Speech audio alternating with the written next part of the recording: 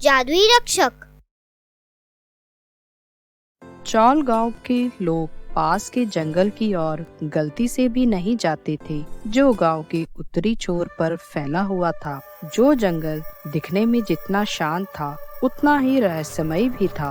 वहां घुसने की हिम्मत किसी में नहीं थी, क्योंकि लोगों के बीच एक पुरानी मान्यता थी कि जंगल के भीतर एक जादुई रक्षक का ठिकाना है।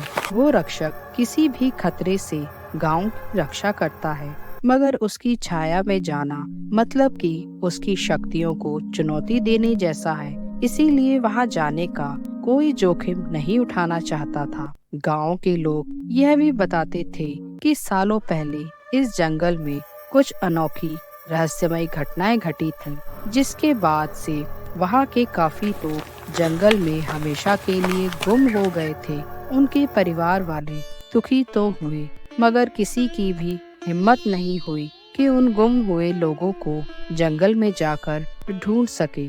इसी चौल गांव में एक लड़का रहता था, जिसका नाम देवेश था।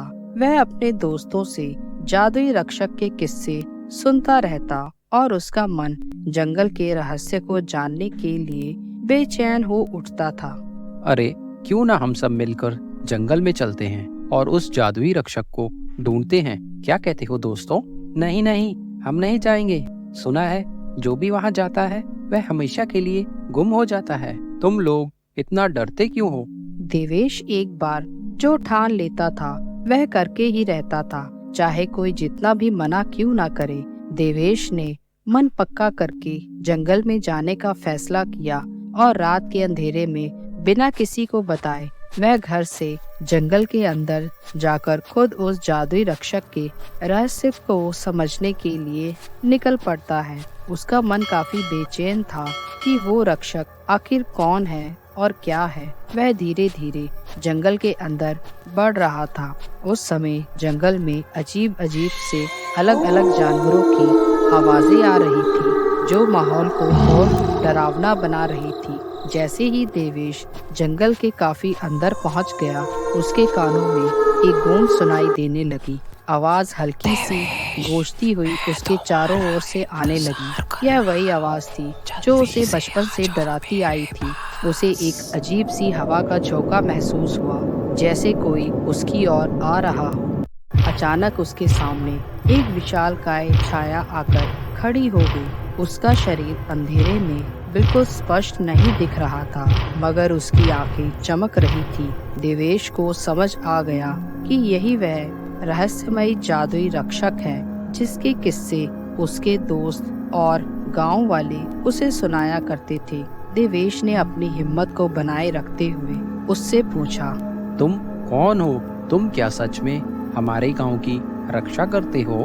उस रहस्यमयी छाया ने अपनी गहरी आवाज में कहा, तुम इंसानों का मेरे जंगल में आना मना है।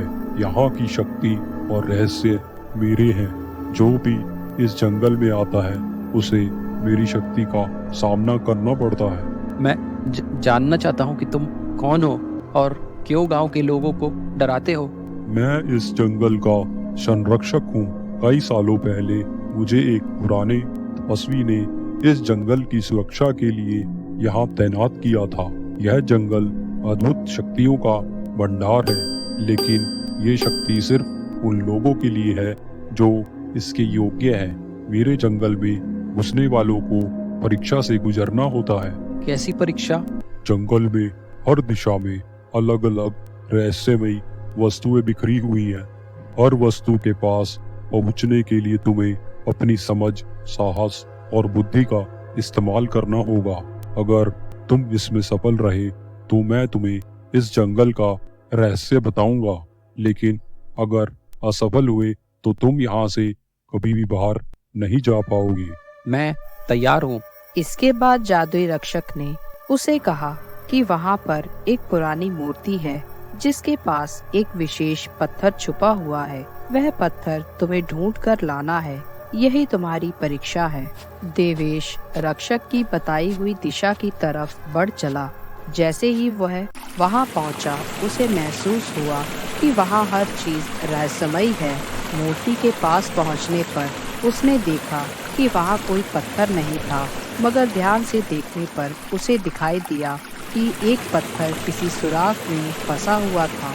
उसे निकालने के लिए उसने बहुत कोशिश की।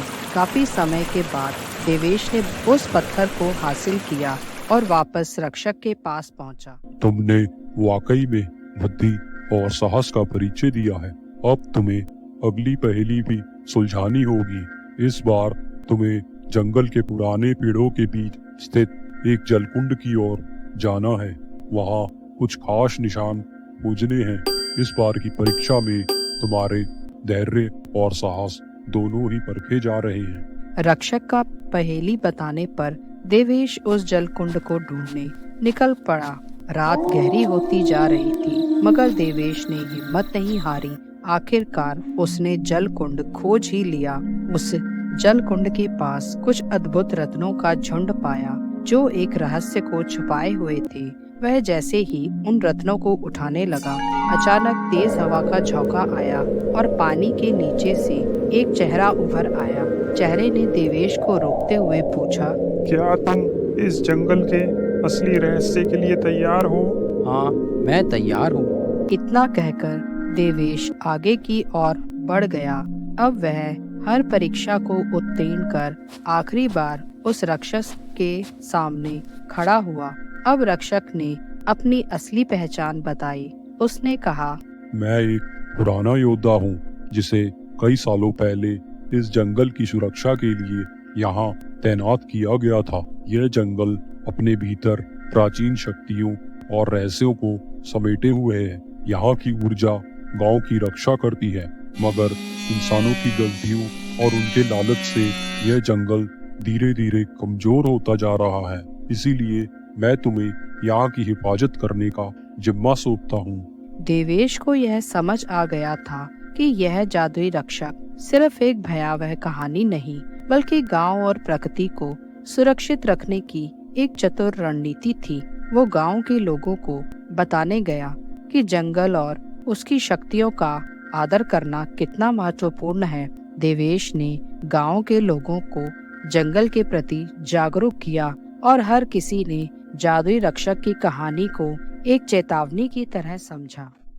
ऐसे ही और मजेदार वीडियोस देखने के लिए लाइक, कमेंट, शेयर और सब्सक्राइब करें हमारे चैनल को। Thank you. Bye bye.